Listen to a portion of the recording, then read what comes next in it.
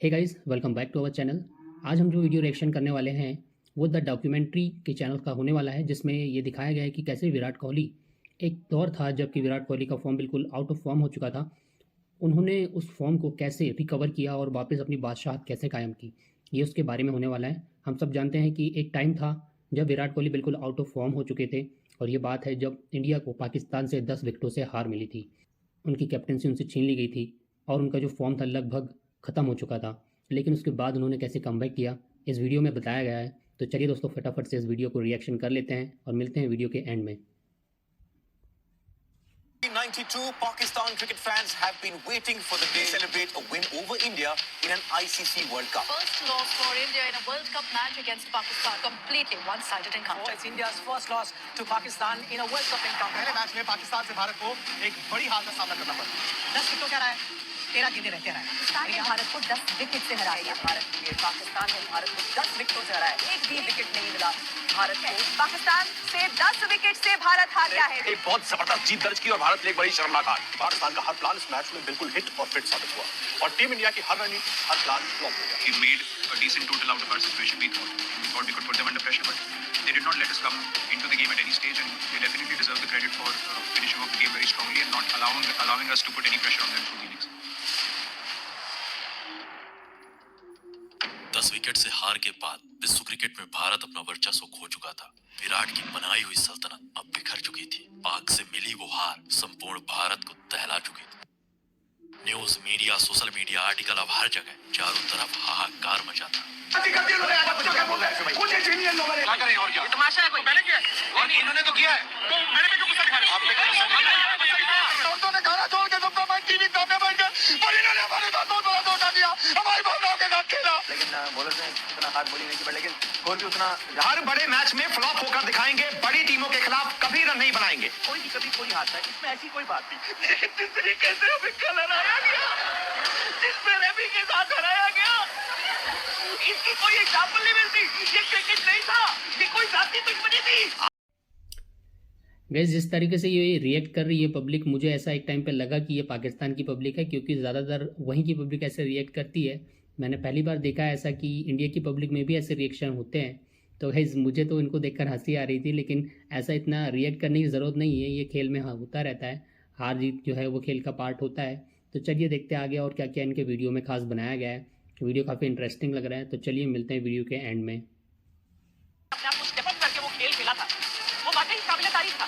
वो टीम आज बिल्कुल अलग दिख रही है। और दूसरे प्लेयर जो चांस खेला, उसे लगा नहीं कि वो देश के लिए खेलना चाहते हैं, क्योंकि जब आप देश के लिए खेलते हो तो आपको आगे रहना है, अपने लिए रन। भारत पाक से हार गया, ये हर दूसरे अखबार में छपा था। ऐसे में एक दौर प्रारंभ होता है और उस दौर में टारगेट किया जाता है इंडियन प्लेयर्स को। Rohit Sharma 0, KL Rahul 3, Surya Kumar Yadav 11 run. सबको बाहर करो, एक एक करके बाहर। संपूर्ण हार का ठीकरा विराट पर फूंक दिया जाता है। हार के इन गुनाहगारों में कप्तान विराट को टारगेट किया जाता है। इस हार की सबसे बड़ी वजह कप्तान विराट की कप्तानी को बनाया जाता है। सवाल मसलन अनफिट हार्दिक को टीम का हिस्सा क्यों बनाया गया? Out of form Bhuvneshwar Kumar team में क्यों थे? इन फॉर्म ईशान किशन की टीम में जगह क्यों नहीं बनी? क्या कप्तानी करते हुए विराट के पास कोई प्लान बी नहीं था? और सबसे बड़ा सवाल, क्या पाकिस्तान के खिलाफ विराट का अति आत्मविश्वास टीम को ले डूबा? इस दौरान अगले 9 महीने इंडियन क्रिकेट उथल पुथल के दौर से गुजरता है। किसी फॉर्मेट में विराट से कप्तानी छीन ली गई तो किसी फॉर्मेट में विराट अपनी कप्तानी को छोड़ देता है। कहीं आंतरिक राजनीति दिखाई पड़ती तो कहीं आपसी रंजिश। जब आज प्लेयर थोड़ा बड़ा हो जाए तो उसको लगता है कि वो बहुत बड़ा हो गया, कीबोर्ड से भी बड़ा हो गया, तो फिर उसको लगता है कि मेरे तो कोई कुछ कर ही नहीं सकता ना, तो मेरे बिना तो क्रिकेट बंद हो जाएगा कल इंडिया में।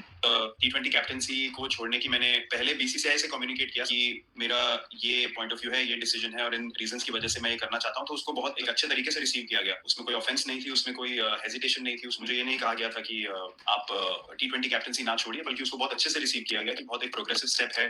विराट कोहली ने टेस्ट क्रिकेट की कप्तानी छोड़ दी है। T20 की खुद छोड़ी थी, ओडीआई की उनसे ले ली गई थी। भारत की कप्तानी नहीं करेंगे टेस्ट क्रिकेट में। इंडियन क्रिकेट के इस दौर में विराट का फॉर्म खो गया। विराट का बल्ला रन तो बना रहा था, लेकिन उस बल्ले का वो रंग नजर नहीं आ रहा था। शतकों के लिए मशहूर विराट अब एक शतक के लिए तरस रहा था। विश्व क्रिकेट का किंग ट्रेनिंग में कम, ट्रोलिंग की दुनिया में ज्यादा नजर आ रहा था। का नंबर 1 प्लेयर भी बाहर बैठ सकता है। छमिया नाच रही है। It was a bad shot. I mean, you should ask Kohli what shot he played. हमारे बड़े प्लेयर यार लंबी हिटें मारने की कोशिश नहीं हो रही, और क्या कर रहे हैं, धो लेते हैं। मैं सोच रहा हूँ यार ये हो क्या रहा है। विश्व क्रिकेट पर राज करने वाला ये शख्स अब अपनी बादशाहत खो चुका था। दुनिया उस पर तंज कस रही थी और उसी मीम पर ये दुनिया हंस रही थी। दशकों तक क्रिकेट की दुनिया में राज करने वाला विराट अब अपना सब कुछ खो चुका था। पहले कप्तानी, फिर वर्चस्व और अब उसके स्वाभिमान की पारी थी। Sunil Gavaskar, who on the behalf of the ICC will hand over the mace to the #1 Test team in the world and to its captain Virat Kohli.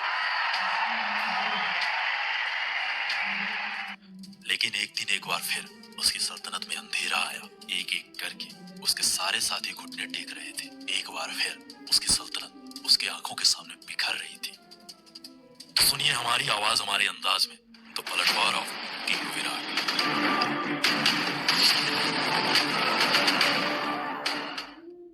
एक कहानी है, एक इमोशन, एक बदला, एक पलटवार की। 2021 में भारत को पराजित कर पाक मेलबर्न के मैदान में एक बार फिर से उसी इतिहास को दोहराना चाहता था। एक जीत से पाक का घमंड अपने चरम पर था और ऐसे हालात में पाक सपना देखता है लगातार दूसरी बार दूसरे T20 विश्व कप में भारत को पराजित करने का। लगातार दूसरी बार विश्व कप में भारत को पराजित करने का सपना देख रहा पाक विश्व क्रिकेट में अपने आधिपत्य, अपनी सत्ता को स्थापित करना चाहता था। क्रिकेट के किंग से उसकी बादशाहत छीनकर बाबर को विश्व क्रिकेट का नया बादशाह बनाना चाहता था। पिछले 2.5 सालों में कोहली के साथ जो हुआ उससे अब ICC भी बाबर के फेवर में थी। अपनी सल्तनत खो चुका विराट दुनिया की नजरों में धीरे धीरे अपनी पहचान खो रहा था। पहले कप्तानी और अब उसकी जगह पर सवाल थे। टीम इंडिया में कैसे सेलेक्ट हो रहा है, इस बात पर सवाल या निशान थे। ऐसे में सामने था 2022 का T20 वर्ल्ड कप। उसके लिए एक नई टीम और एक नए कप्तान को तैयार किया जाता है। ठीक 364 दिन बाद मेलबर्न के मैदान में एक बार फिर भारत पाक आमने सामने थे। ठीक 364 दिन बाद टीम इंडिया के सामने एक ऐसा मौका आता है जहां से वो अपने पिछली हार का बदला ले सकती थी। ऐसे में पाक पूरी तरह तैयार था भारत पर पलटवार के लिए। ऐसे में मेलबर्न के मैदान पर ये मैच हाई इंटेंसिटी को पार कर चुका था। अब दोनों टीमों के कप्तान मेलबर्न के मैदान में एक दूसरे के आमने सामने थे। इस बार टॉस टीम इंडिया के हक में जाता है। टॉस जीतकर कप्तान रोहित शर्मा ने पहले गेंदबाजी करने का फैसला किया। पाक के लिए ओपन कर रहे थे उसके कप्तान बाबर और रिजवान।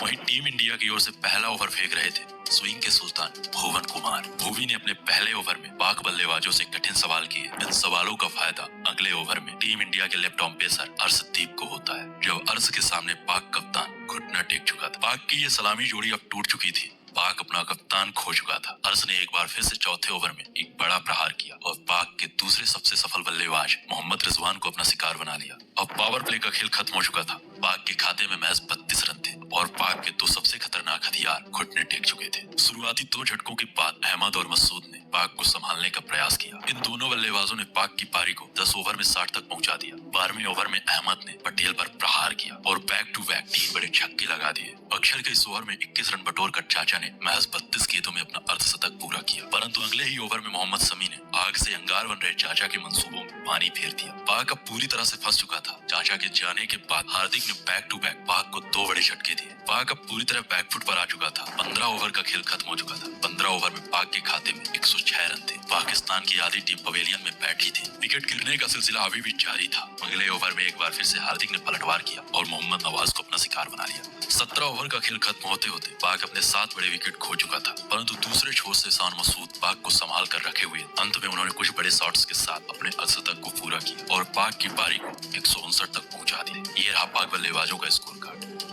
एक खराब शुरुआत के बाद पाक एक अच्छी स्थिति में पहुंच चुका था। टीम इंडिया के लिए ये लक्ष्य कोई नामुमकिन सा लक्ष्य नहीं था। करते हुए पाकिस्तान ने 159 रन बनाए और 8 विकेट का नुकसान उन्होंने झेला। 160 रन का टारगेट मेलबर्न क्रिकेट ग्राउंड पर काफी बैलेंस टारगेट माना जाएगा, अच्छा टारगेट माना जाएगा। अब टीम इंडिया के सामने 120 गेंदों में 160 रनों की चुनौती थी और टीम इंडिया इस चुनौती के लिए पूरी तरह तैयार थी। अब टीम इंडिया के पास एक अच्छा मौका था इस मैच में पलटवार करने का। रोहित और राहुल से उम्मीद थी कि इस अवसर का लाभ रोहित और राहुल जरूर उठाएंगे। परंतु पहला ओवर खेलने के बाद केएल राहुल अगले ओवर नासिम के साथ इस अवसर का लाभ उठाने आई टीम इंडिया अपने दूसरे ओवर में पहले ओपनर को खो चुकी थी। टीम इंडिया को सबसे बड़ा झटका तब लगता है जब चौथे ओवर में टीम इंडिया का कप्तान टीम इंडिया का साथ छोड़ चुका था। रऊफ के रफ्तार के सामने रोहित का ये प्रहार बेकार था। 17 के स्कोर पर टीम इंडिया अपने दोनों ओपनर्स को खो चुकी थी। इस कहानी के लिए वो जगह बदल चुकी थी, परंतु इस कहानी के किरदार और अंजाम हूबहू था। दुबई के वो घाव अभी भरे नहीं थे कि मेलबर्न की महामारी संपूर्ण भारत को दहला रही थी। उम्मीद की आस सूर्य का नमस्कार हो चुका था। टीम इंडिया पावर प्ले में अपने 3 बड़े बल्लेबाजों को खो चुकी थी। 160 का यह स्कोर अब 200 के बराबर था।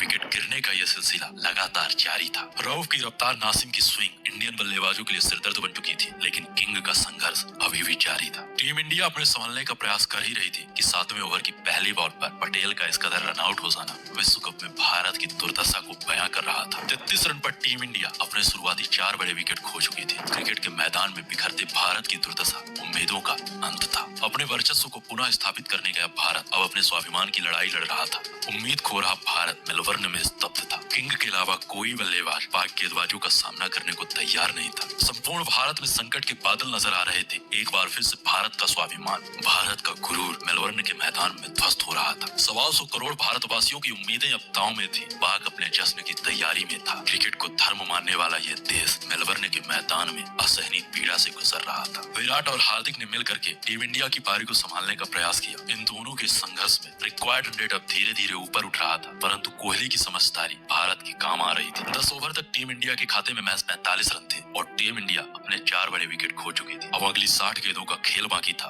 और इन 60 गेंदों में बनाने थे 115 रन। विराट बड़ी समझदारी के साथ बल्लेबाजी कर रहे थे, वहीं हार्दिक का भी संघर्ष लगातार जारी था। इस हालात को देखते हुए हार्दिक और विराट ने मोहम्मद नवाज को 12वें ओवर में 20 रन कूट देते हैं। 15 ओवर का खेल खत्म हो चुका था। टीम इंडिया के खाते में 100 रन थे। अब अगली 30 गेंदों में 60 रनों की जरूरत थी। पाक के इन खूंखार गेंदबाजों के सामने ये 60 रन आसान नहीं होने वाले थे, परंतु संपूर्ण भारत को अब किंग से उम्मीदें थी। अब संपूर्ण भारत को उम्मीद थी कि अगर मैदान पर किंग है तो इस मैच को भारत से कोई छीन कर नहीं ले जा सकता, क्योंकि जब तक मैदान में किंग है तब तक विश्व क्रिकेट का सम्राट विराट ही है। परंतु पाक गेंदबाजों ने एक बार फिर अच्छा कमबैक किया और अगली 12 गेंदों में सिर्फ 12 रन खर्च किए। रऊफ और नासिम की ये जोड़ी टीम इंडिया पे आघात पर आघात कर रही थी। इन दोनों की इस गेंदबाजी से ये मैच एक बार फिर से पाक की ओर झुक चुका था। अब अगली 18 गेंदों में 48 रनों की जरूरत थी। अब इन दोनों बल्लेबाजों के लिए ये मैच करो या मरो की सिचुएशन पर आ चुका था। वक्त से लड़ करके वो भारत की तस्वीर बदल रहा था। उस दिन विराट अपने हाथों से भारत की तकदीर लिख रहा था। क्या शाहीन, क्या नासिम, क्या रऊफ, क्या नवाज, कोहली अब अपने अंदाज में सबका हिसाब कर रहा था। पहले 18वें ओवर में शाहीन से 17 रन बटोर करके जीत के लिए अभी भी अगली 12 गेंदों में 30 रनों की जरूरत थी। माहौल पूरी तरह गर्म था। ये मैच ना तो भारत के पास था और ना ही पाक के पास। इन दोनों टीमों के जीत के बीच विश्व क्रिकेट का सम्राट विराट खड़ा था। उसे फर्क नहीं पड़ रहा था कि कितना शोर है उस मैदान में। वो बस उस वक्त से लड़ रहा था। रऊफ की रफ्तार से रन लेना आसान नहीं था। जिस लय में उस दिन रऊफ की गेंदबाजी थी उससे कहीं ज्यादा विकराल वो विराट था। शुरुआती 4 गेंद शानदार फेंकने के बाद रऊफ की रफ्तार 7वें आसमान में थी। अब हालात इतने विकराल हो चुके थे कि अगर ये मैच इस भारत को जीतना है तो अगली 2 गेंदों में एक बड़ा शॉट जरूरी था। अगर अगले इन 2 गेंदों में एक बड़ा शॉट नहीं आया तो लगभग ये मैच भारत हार जाएगा। परंतु इतिहास की गर्त में 2 ऐसे छक्के लगते हैं जिन्हें देख करके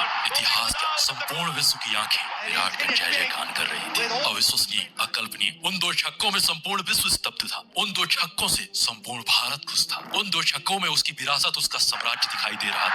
2 छक्कों से कितना बड़ा खिलाड़ी ये साफ साफ नजर आ रहा है। उसके बल्ले से निकले ये 2 शॉट उसके पाया, उसके साम्राज्य की कहानी को बयां कर रहे थे। वो कितना बड़ा स्टार है इस बात की गवाही दे रहे थे। विराट का बल्ला और रन नहीं अंगार उगल रहा था। रन रथ पर सवार वो शेर संपूर्ण पाक के सामने अकेले दहाड़ रहा था। पाक की अब बोलती बंद हो चुकी थी। 1.5-2 महीना पहले जो लोग उसे ट्रोल कर रहे थे वो अब खुलेआम उसे सपोर्ट कर रहे थे।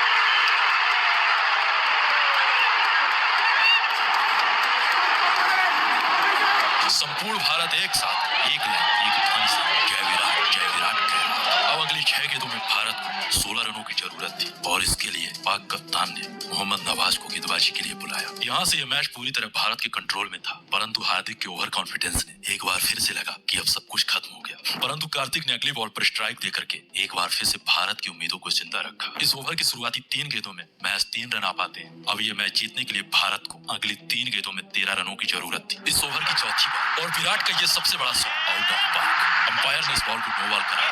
बिना गेंद के भारत ने 7 रन, यानी अगले 3 गेंदों में अब भारत को मैच 6 रन बनाने थे। फिर नवाज की ये वाइड बॉल, यानी अब भारत को अगली 3 गेंदों पर 5 रन बनाने और नवाज की चौथी बॉल जो सीधे विकेटों से टकराती है, लेकिन फ्री हिट होने के कारण भारत को 3 रन मिल जाते हैं। अब अगली 2 गेंदों में भारत को 3 रनों की जरूरत थी। मेन स्ट्राइक पर दिनेश कार्तिक। अब संपूर्ण भारत को उम्मीद थी निधास ट्रॉफी के उस फाइनल की, परंतु टीके की ये मूर्खता भारत की उम्मीदों में एक बार फिर से पानी फेर चुकी थी। ऐसे में एंट्री होती है प्रोफेसर अश्विन की। एक गेंद 2 रन। अश्विन की चालाकी की बदौलत ये बॉल वाइड करार होती है। अब अगली बॉल पर 1 रन की जरूरत थी, लेकिन अश्विन के शॉट ने उस 1 को 4 में बदल करके भारत के लिए इतिहास रच दिया। विराट का बल्ला उस दिन सर्वोपरि था। मैदान पीट रहा वो शख्स मैदान मार चुका था। 2.5 महीना पहले जो लोग उसे खुलकर ट्रोल कर रहे थे, वो आज उसकी इस पारी का इस्तकबाल कर रहे हैं। ये न्यूज, ये मीडिया, ये लोग, इनके सबके बयान बदल चुके थे। विराट ने भारत को जिताया है। कोहली का वो पराक्रम संपूर्ण भारत के काम आ चुका था। India has beaten Pakistan off the final ball to win one of the great T20 matches. Kohli steered his team home to a famous victory. India has kick-started their World Cup campaign with a 4-wicket victory against their arch-rivals Pakistan. It was undoubtedly the best Diwali gift that India could get, even as the men in blue defeated Pakistan in the inaugural game of the ICC Men's T20 World Cup. It was one man who stood tall, and when the chips were down, it was King Kohli that held fort at the other end, where Kohli's Virat innings at the Melbourne Cricket Ground stole the game away from Pakistan. Pakistan of the very last ball of the match to register a thrilling 4-wicket win against arch-rivals Pakistan. Virat Kohli led Team India to an emphatic victory against Pakistan in Melbourne.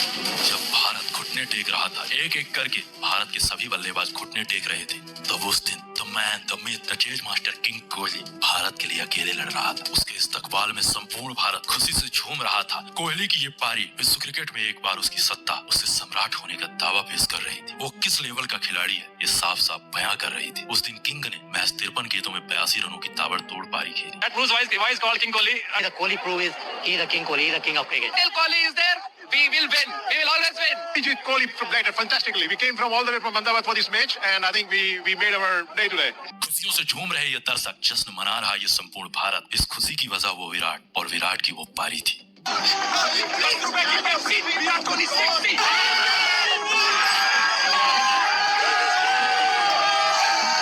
एक बात की बात पर एक ही नाम था, Kohli. Kohli Kohli is my favorite, always my favorite. Kohli very Nothing to beat Kohli. Well, I was about to go. Rather the guy sitting next to me. उम्मीद है कि हमारी आवाज, हमारे अंदाज आपको इस मैच की ये स्टोरी पसंद आई होगी। तो सब्सक्राइब करें हमारे चैनल द डॉक्यूमेंट्री को। So guys, finally video and हो गया और वीडियो काफ़ी शानदार था। मुझे तो गूज़ बम्स आ रहे थे इस वीडियोस को देखने में। आई होप आपको ये वीडियो बहुत ही अच्छा लगा हो। तो गाइज़, अगर आप इस चैनल पर नए हैं तो इस चैनल को सब्सक्राइब कर लें। ऐसे ही वीडियोस मैं आपके लिए लाता रहूँगा और बेल आइकन को भी क्लिक कर लें ताकि आगे आने वाले वीडियोस आपको सबसे पहले पहुँच सके। तो मिलते हैं नेक्स्ट वीडियो में ऐसे ही किसी बेस्ट रिएक्शन वीडियो के साथ। तब तक के लिए स्टे ट्यून्ड।